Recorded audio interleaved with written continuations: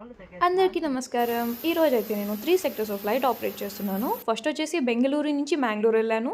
మళ్ళీ మ్యాంగ్లూర్ నుంచి బెంగళూరు బ్యాక్ వచ్చేసాను. సో, మళ్ళీ బెంగళూరు నుంచి లక్నో ఫ్లైట్ కూడా ఉంది. ఇదైతే లక్నోలో ల్యాండ్ అయ్యాకనమాట.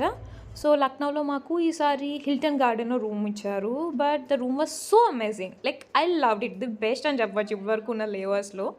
అండ్ మేము రాగానే ఈవినింగ్ అయింది. ఈవినింగ్ వచ్చాం కాబట్టి ఇంకా రెస్ట్ తీసుకొని నెక్స్ట్ డే మార్నింగ్ లేచి బ్రేక్‌ఫాస్ట్ చేసి రెడీ అయ్యి బయటకు వెళ్ళిపోయాము. సో, లక్నోలో భూల్ భులయ్యా అది మాకు హోటల్‌కి దగ్గరలో ఉంది. అది చూడ్డానికి వెళ్ళాము. సో, ఇక్కడ మాకు ₹100 పే చేస్తే ఇలా మొత్తం వాళ్ళే తీసుకువెళ్ళి మొత్తం చూపించి అన్నీ ఎక్స్‌ప్లెయిన్ చేస్తారు గైడ్.